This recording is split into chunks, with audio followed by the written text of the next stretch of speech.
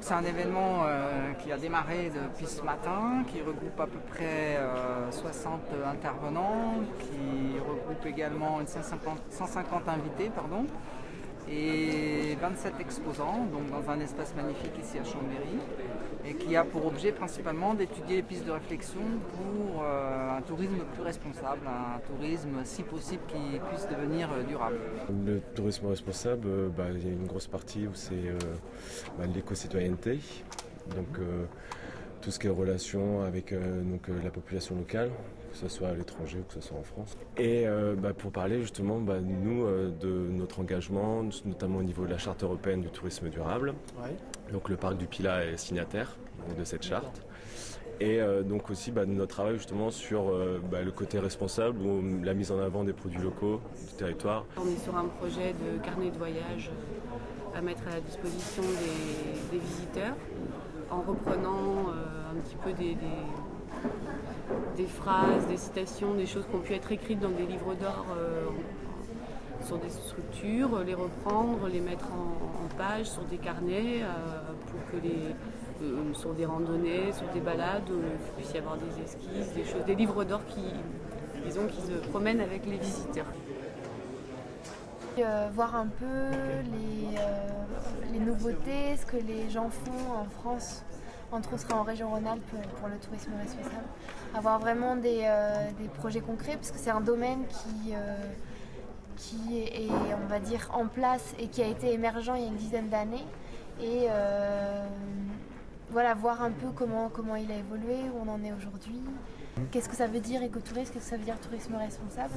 Le forum, déjà c'est à mon avis une prise de conscience, une démarche qui est en devenir. Donc pour nous c'était important d'être là pour appuyer le projet.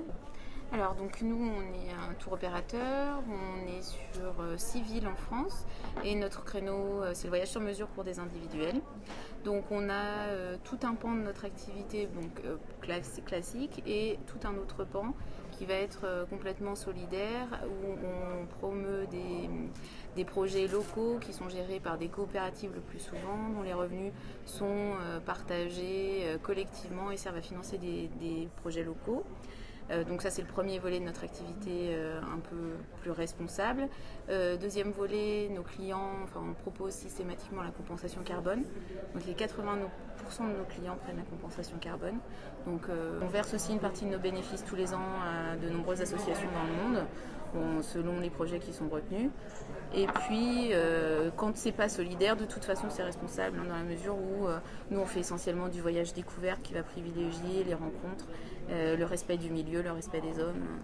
Donc toute notre activité est dans cette empreinte-là. On crée des voyages un petit peu authentiques, on essaye qu'ils soient assez originaux et puis en même temps on va vraiment à la rencontre des gens. C'est ce qui nous tient à cœur en fait, c'est vraiment permettre aux gens qui viennent avec nous de rencontrer les populations locales et de découvrir un petit peu ce qu'est le pays en lui-même. On est vraiment venu le présenter parce qu'on trouve que c'est un super cadre pour ces carnets-là. On est vraiment, je pense qu'on est vraiment raccord sur la thématique abordée.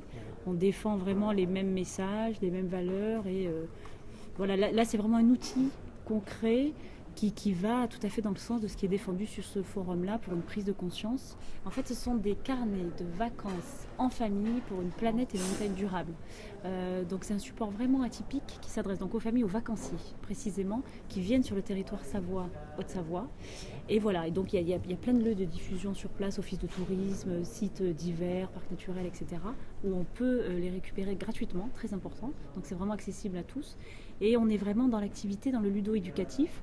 On va apprendre sur les problématiques liées à l'environnement montagne. On va pouvoir pratiquer au travers d'activités, de tests, de quiz, se tester. Voilà, donc mieux connaître ce milieu-là pour un tourisme, faire des choix peut-être plus responsables, choisir des activités plus durables. On est vraiment dans le cadre de ce forum sur une vision d'un tourisme plus responsable.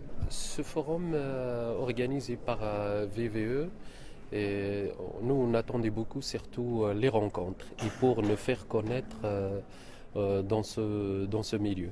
Parce que comme on fait de l'écotourisme, du tourisme responsable, et qu'on fait aussi du tourisme solidaire, parce qu'on a créé une association à côté qui s'appelle Anergi, l'association Anergi pour le développement et la culture, à qui on verse un certain pourcentage de nos bénéfices.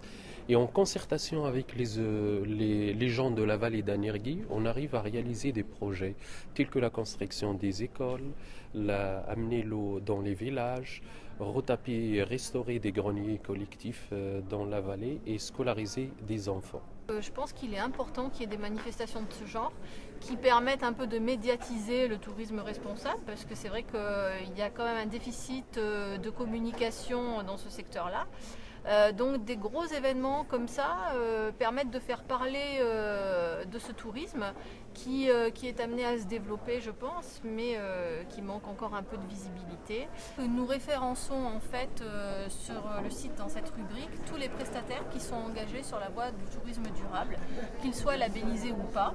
Donc nous avons mis en place une grille de critères qui est une grille très simple, mais qui reprend un peu les pôles qu'on va retrouver dans les labels, donc qui concernent la sensibilisation des clients et du personnel, la gestion des déchets, les énergies renouvelables, les économies d'énergie et d'eau. Je pense qu'on a tous à gagner en termes de cohésion au niveau de l'offre, et des acteurs du tourisme responsable, en réflexion collective pour avoir une offre globalement plus claire, plus concise pour le voyageur. C'est la première maison d'édition française consacrée aux guides de voyage durable. Donc nos guides sont des guides culturels et pratiques qui sont 100% engagés dans cette démarche tourisme durable, avec des adresses qui sont toutes vérifiées sur place selon des critères de qualité, de bonne gestion environnementale et de bonne gestion sociale. Alors le grand public, c'est toujours le point le plus difficile pour nous déjà de le faire venir et ensuite de savoir ce qu'il pense de ces thématiques, parce que évidemment pour le moment le tourisme responsable est un peu présenté sous une forme plus ou moins culpabilisante.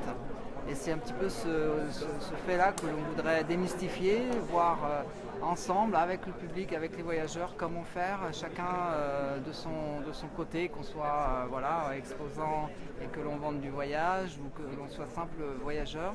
Comment peut-on faire chacun à sa propre échelle, avec ses propres comportements, faire en sorte que l'on aille vers un tourisme plus responsable. Mais on est bien conscient. Alors les objectifs du Forum national du tourisme responsable sont d'informer et les professionnels du tourisme et le grand public sensible aux enjeux du développement durable dans le secteur du tourisme sur ce qu'est aujourd'hui le tourisme responsable, ses acteurs, ses enjeux, les formations qu'ils sont à mener également sur le terrain auprès des professionnels du tourisme pour intégrer cette dimension. Donc on a voulu faire intervenir près de 60 intervenants qui sont des universitaires, des consultants, des formateurs, des praticiens de terrain pour croiser leur point de vue sur cette thématique complexe qu'est le tourisme responsable.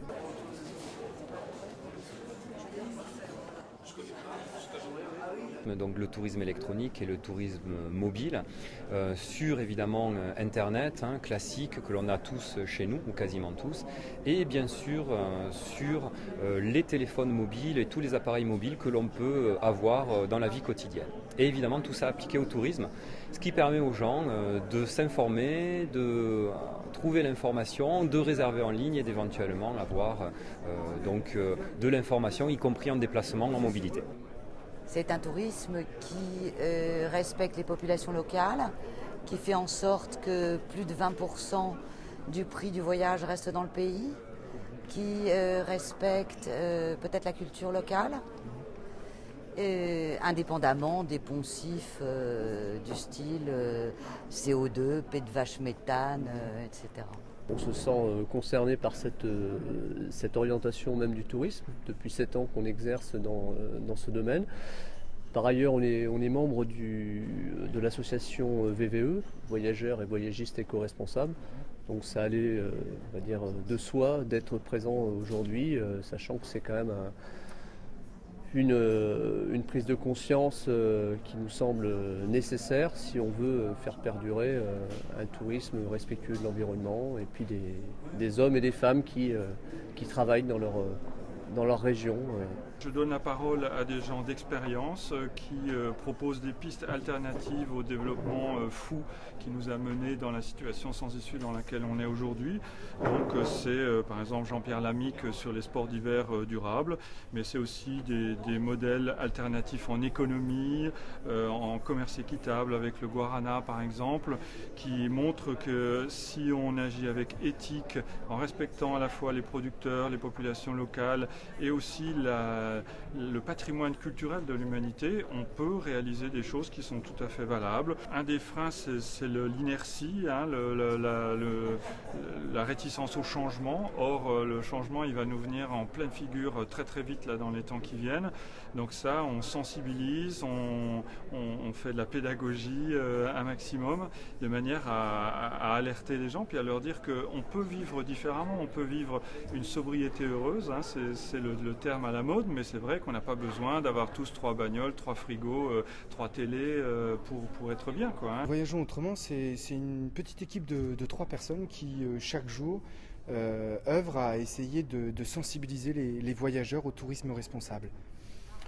On essaye aussi de donner de la visibilité à tous ces acteurs, petits, moyens ou gros, qui œuvrent dans le tourisme durable, mettent des actions pour essayer justement de donner de la visibilité sur Internet. C'est vrai qu'on attendait ce premier forum un peu avec impatience parce que on est tous un petit peu dans notre coin, on travaille un petit peu par mail ou par téléphone, mais je pense qu'on avait tous besoin de se rencontrer pour identifier tout ce qui reste à faire pour que ce tourisme responsable se transforme l'essai en réussite. C'est-à-dire que si on ne se retrouve pas, eh bien, on n'arrivera pas à toucher à plus de personnes. Et comme il y a de nouvelles agences et de nouveaux acteurs qui se développent et qui arrivent, on est obligé de voir comment on va pouvoir généraliser un petit peu plus ce tourisme responsable.